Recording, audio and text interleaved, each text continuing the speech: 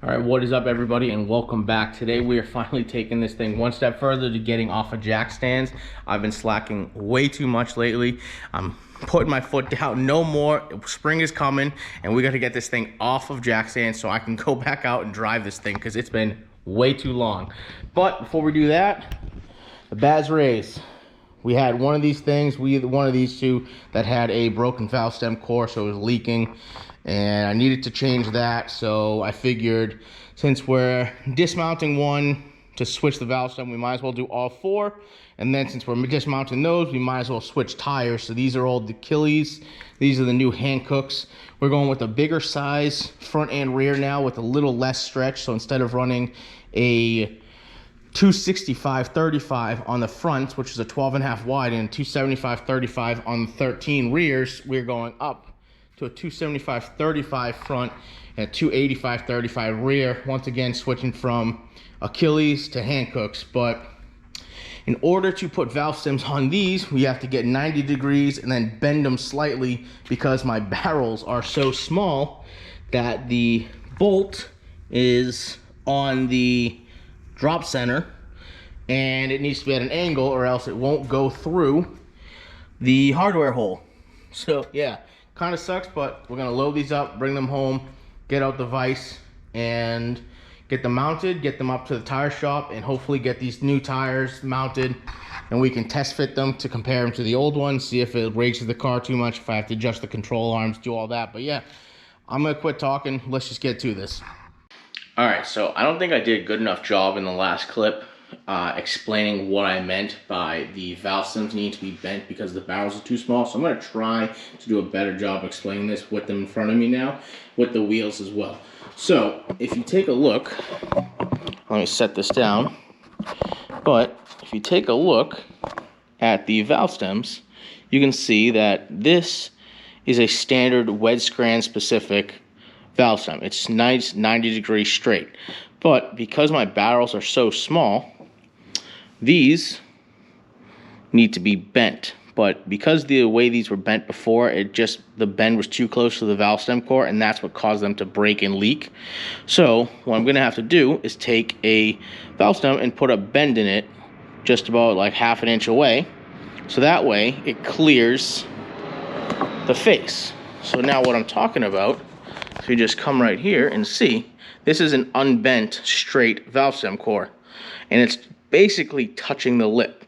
So if you ever had to take an air chuck and put that on there, it pretty much doesn't fit. And then if it does fit, you're probably scratching the wheel. So to prevent that, this is one that's already bent, and you can see it's completely centered in the hardware hole like it's supposed to be. You can come in here, take this off nice and easy, put an air chuck on there, fill it up with air, no big deal. But the reason that is because on these wheels, I'm only running a 4 or 4.5 inch barrel. So this is so small that the valve stem hole is right on the drop center, which is now kicking the valve stem in towards the lip. So that's why you have to take them and put this little bit of a bend in them to compensate for that. So it's a little bit of a pain in the butt, but as long as you do it right, there's nothing that's gonna leak or break on this. So yeah, I only got 2 more left to do. I'm gonna do these real quick, get them mounted up on the wheels, and let's get these things to the tire shop finally. So I just wanted to take a second too and show how I'm doing these, because it looks absolutely barbaric, but it's really not that serious. But I just have these centered or pressed together in the vise. I got a pair of vice grips locked on, and I tuck the thread into it so that way it doesn't get damaged. So now, if I set you down, we're just gonna take a nice quick bend to them and just slowly push them, take it off, compare it to the other one, see if they're even, which they're not, so just keep going. Like I said, it looks super barbaric, but doing it like this, it's protecting the threads and then bending it far away from where the valve stem core is. So then compare it. It was a pretty much even, and it's just as simple as that.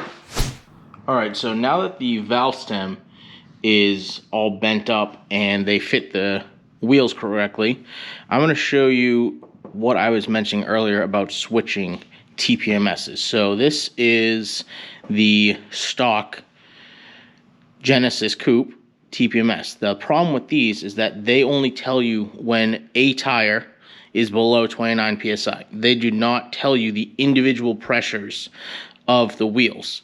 So that's where these pressure caps I've been running for the last few years come in. So these simply just thread on where you would put a valve stem cap, and it has a pressure sensor in it, and it gives you a readout of each individual tire through some sort of screen like this that you mount in the car. So instead of running these internal stock ones, and because of having so many problems with these lately, I'm going to switch to an internal wireless one so that this now sits inside of the wheel and no longer screws onto the valve stem, but it'll also give me the pressures of each individual tire on this little screen. So in order to do that, you take this Tpms adapter and you simply feed this through.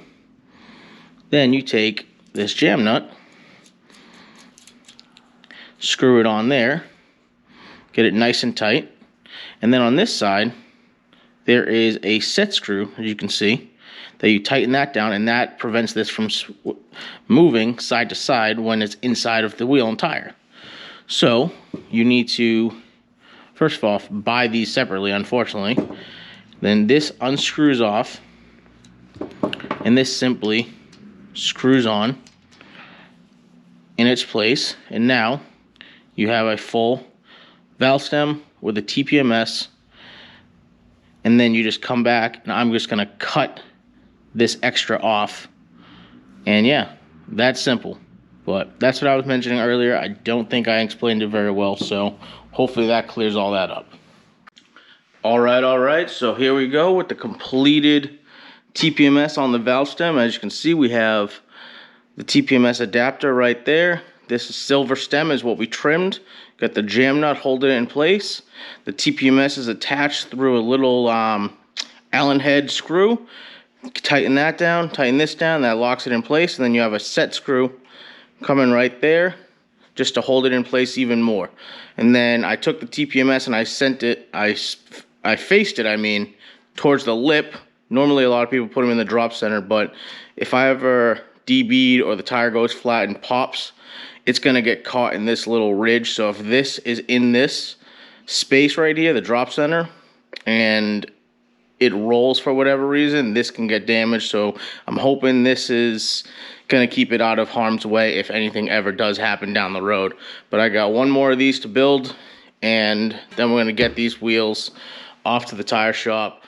All right, so the Bazreias are done behind me. TPMS and valve stems are in, rubber seals are in, gaskets are all set. I'm gonna drop these things off with the new Hampton Cooks to the tire shop. I'm gonna end the video here. I don't want this to get too drawn out. So when they're done, we'll get another video going. We'll get these back to the garage, test fit them on the Genesis. Hopefully, I don't think the new tire size is gonna be any different than what they are. It's just a little bit of a less stretch. So, like I said, let's get these back to the shop and let's test fitting in the next video. See ya.